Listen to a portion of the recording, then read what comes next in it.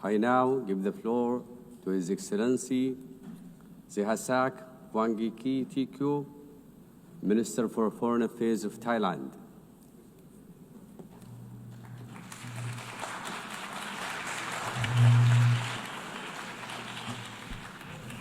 Mr. President, Excellencies, distinguished delegates, at the outset, I would like to congratulate you, Madam President, on your assumption to the presidency of the 80th session of the General Assembly.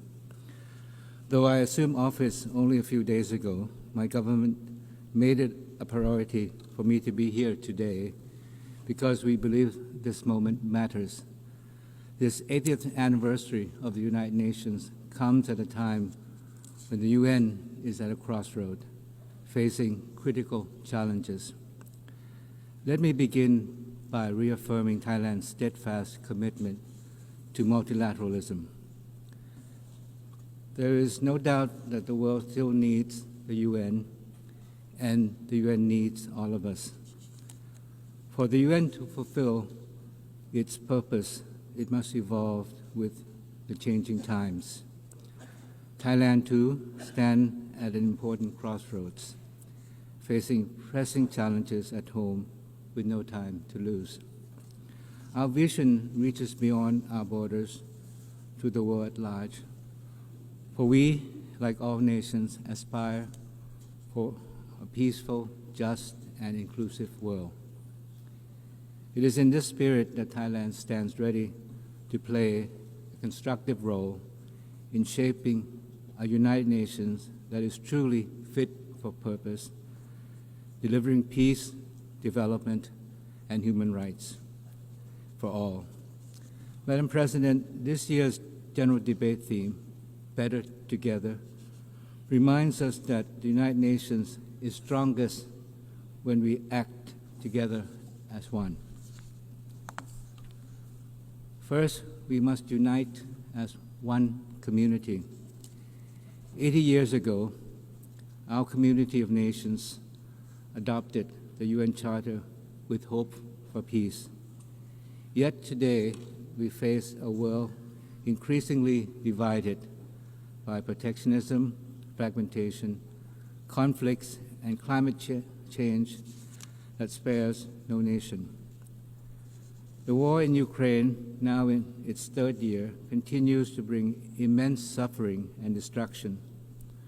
Likewise, the horrendous suffering in Gaza, where innocent civilians, especially children, are paying the heaviest price, weighs heavily on our collective conscience. It is a stark reminder that when peace is broken, the human cause is borne not only by nations, but by ordinary people whose lives are torn apart. As one community, every nation shares the responsibility to promote global peace and security. And this responsibility must be inclusive. Multilateralism is more effective when women participate fully, whether in peacekeeping, conflict prevention, or humanitarian response. Their voices, leadership strengthen our community and make peace more durable. I am confident that Madam President's election to lead this assembly will inspire us all to advance UN's Women Agenda with greater resolve. Thailand intends to do our part. Our peacekeepers continue to serve around the world, helping to rebuild lives torn apart by conflicts. At home, we have cleared over 99% of mine-contaminated areas under the Anti-Personnel Mine Ban Convention. This is not just about treaty obligations. It is about giving communities back safe land they can live and grow on. It is about fulfilling our duty to our people. Protecting people at home is only part of the task. We must also respond to transnational challenges like migration, driven by conflict and disasters. a shared test no nation can solve alone. This is a real task for Thailand. For over decades, we have hosted displaced persons from Myanmar. Today, we are giving them greater opportunity to work outside of their temporary shelters so they can live with dignity and contribute to society, to mark our commitment to humanitarian assistance and practical solutions. In the same spirit, Thailand is stepping up our efforts to combat transnational crime, including online scams, as their impacts ripple far and wide. Crimes without borders demands cooperation without borders. The vision of one community must begin close to home. Regions are the building blocks of the global community. In our region, peace and stability also lies at the heart of ASEAN's community building efforts. Yet, challenges exist even in our own neighborhood. The situation in Myanmar remains a grave concern. Thailand has provided humanitarian aid along our borders, and we continue to urge all parties towards dialogue and a viable peace process. This is the foundation for lasting peace in Myanmar. And even among closest neighbors, disputes can arise. Admittedly, the current situation with Cambodia is neither desirable or in the interest of either side. Our peace, stability, prosperity are closely intertwined. We cannot move away from one another. We are part of the same ASEAN family.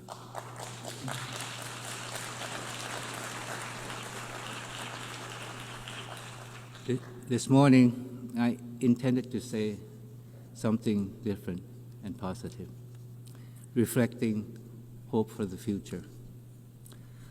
But I had to rewrite the speech because of the most regrettable remarks by my Cambodian colleague. To my dismay, Cambodia continues to present itself as the victim. Time and time again, it has portrayed its own versions of the facts, which does not hold up to scrutiny because it is simply a distortion of the truth. We know that who are the real victims. They are Thai soldiers who have lost their legs from landmines, children whose schools were shelled, and innocent civilians who were shopping that day at the grocery store that came under attack from Cambodian rocket fire. Yesterday, I met my Cambodian colleague in the very hall of the United Nations. We talked about peace, dialogue, mutual trust, and confidence. This was emphasized later at the informal four-party consultations organized by the United States. We appreciate President Trump's dedication to peace. But unfortunately, what was said today by the Cambodian side was completely opposite to what was said yesterday at the meeting. It reveals the true intention of Cambodia.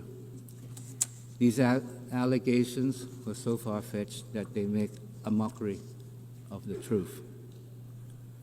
From the beginning, Cambodia initiated the conflict with the intention to expand a border dispute into a national conflict and to further internationalize it, as was the case again this morning.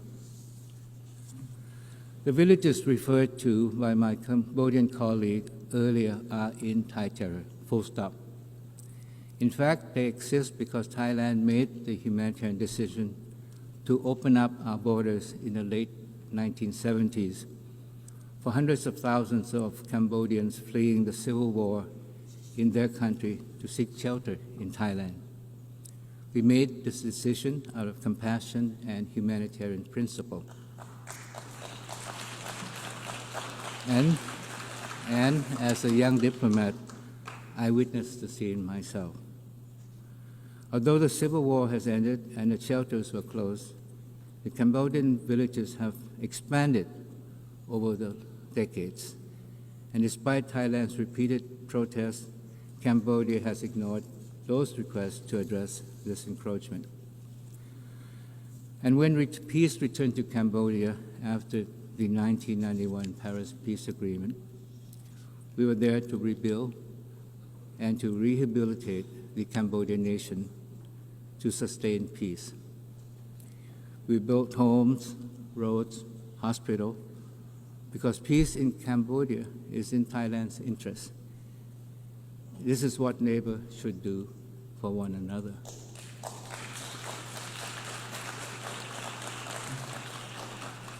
Mr. President, the ceasefire is still fragile. We must make it work.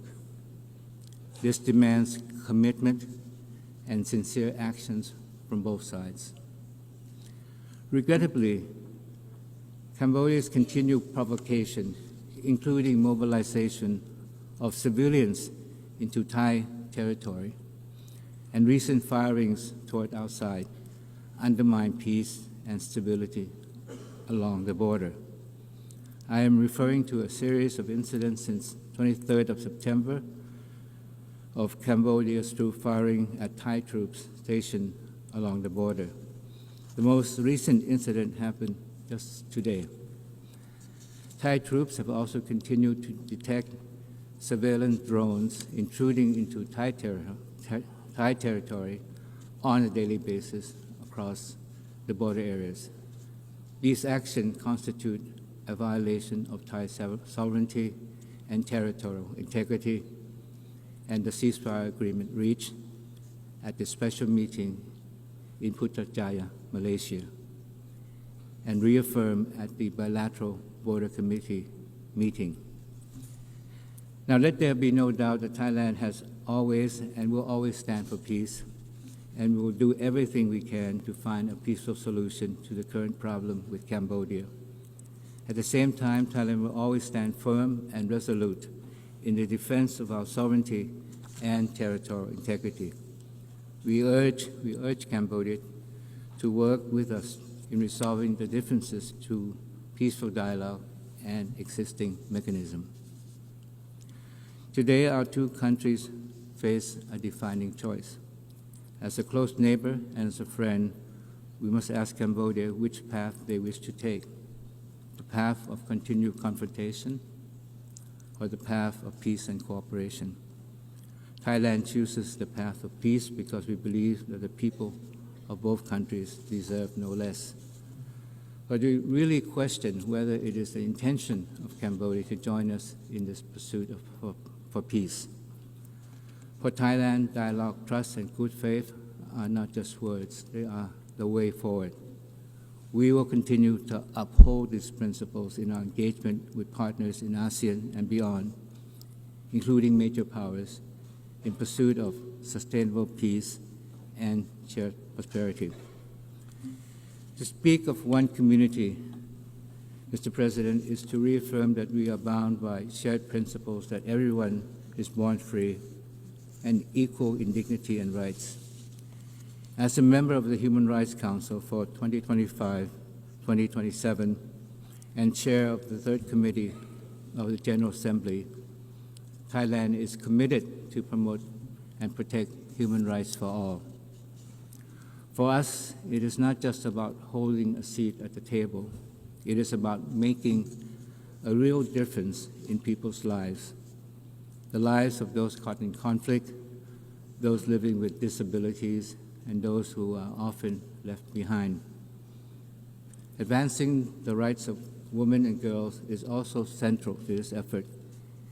Equal participation and freedom from violence and discrimination are not just human rights, they are the foundation of just and resilient societies. Health is another fundamental right that cannot be overstated. Ensuring access to care is not only about saving lives, it is about giving every person the chance to live with dignity and security. This is why Thailand champions the right to health at home and globally.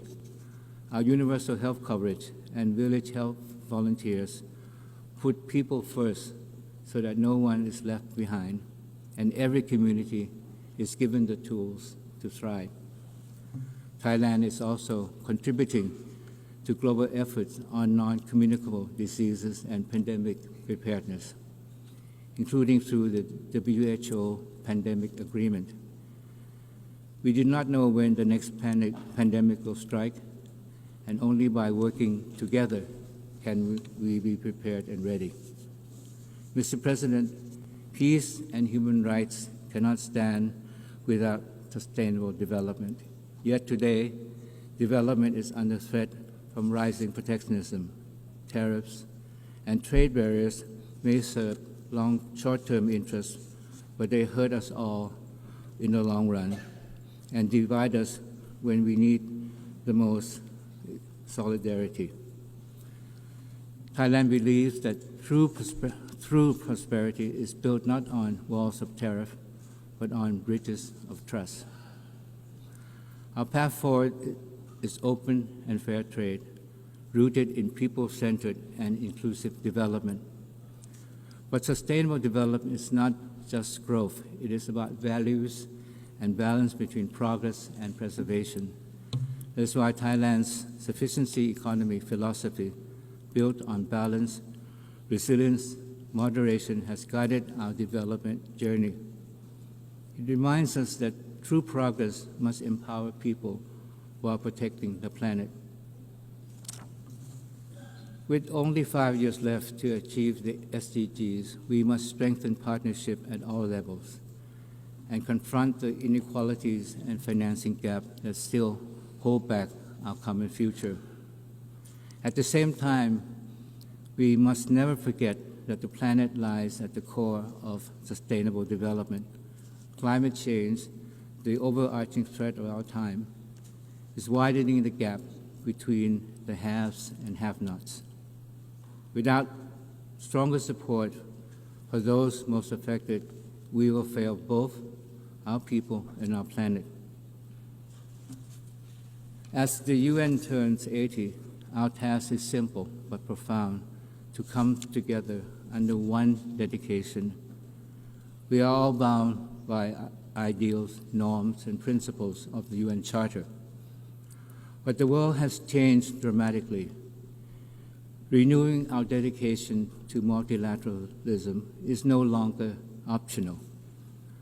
But the truth is, the history of the UN is filled with promises made but not kept.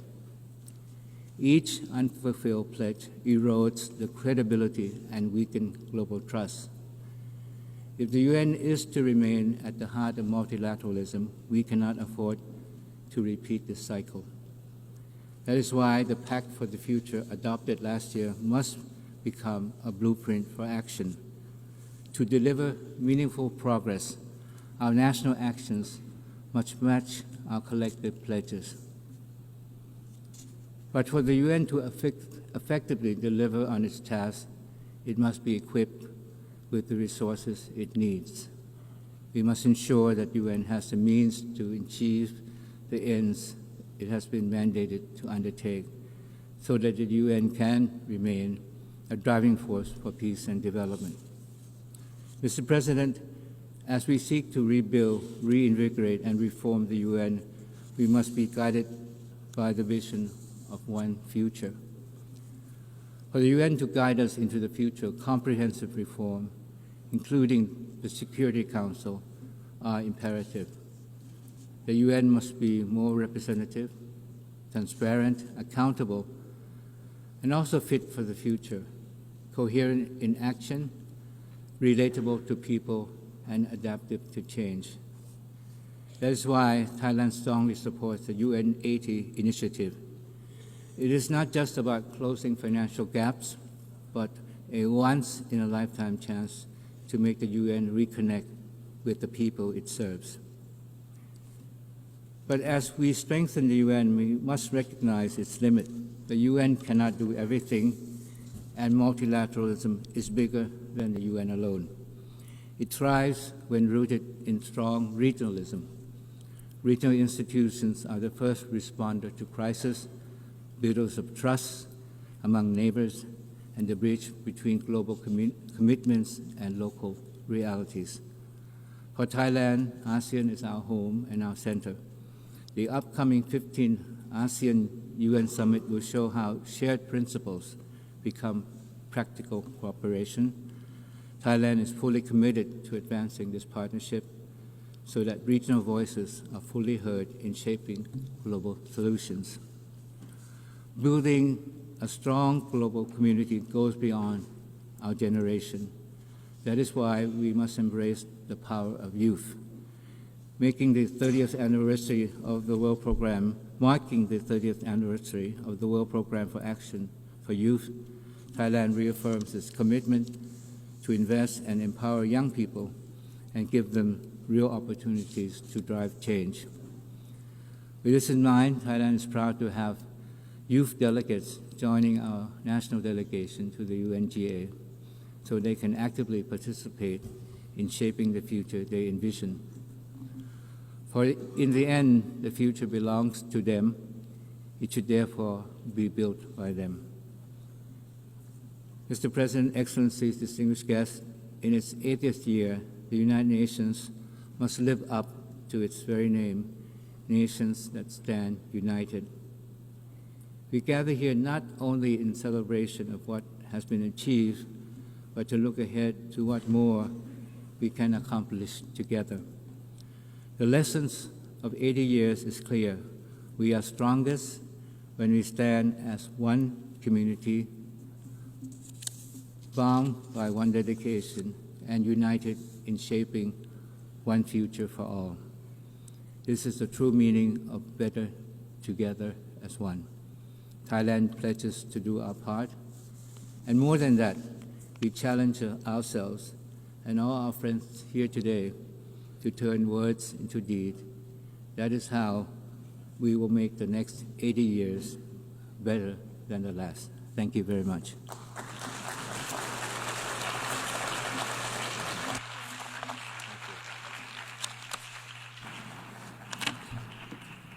أشكر معالي وزير I thank His Excellency Foreign Minister of Thailand. We have thus heard the last speaker during